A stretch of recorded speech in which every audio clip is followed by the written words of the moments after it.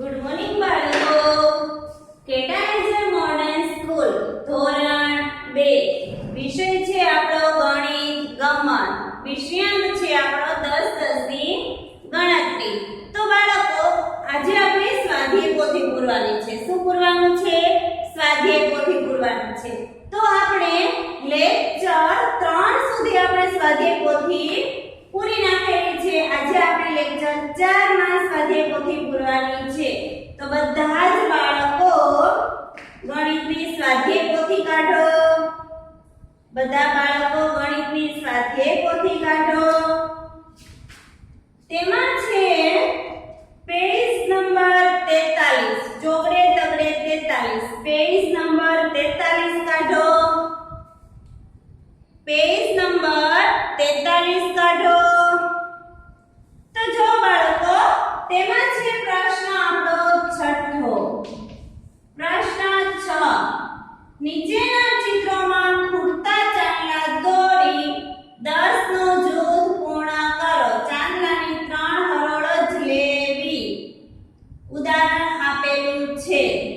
તો જો અહીંયા આપણને શું કીધું છે કે 3 હરોળમાં જ ચાંદલા કરવાના. એટલે કે જો અહીંયા પેલું ઉદાહરણ આપ્યું છે તો તે 1 2 ને 3 હરોળ એટલે કે 3 લીટીમાં જ ચાંદલા કરવાના.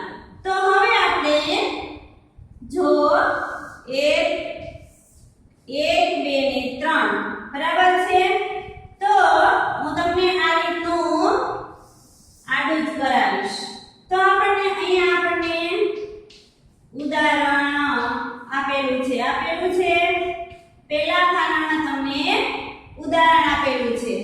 તો બીજા ખાનામાં જો તમે કે 1 2 3 4 ને 5 મીંડા આપેલા છે. કેટલા મીંડા આપેલા છે?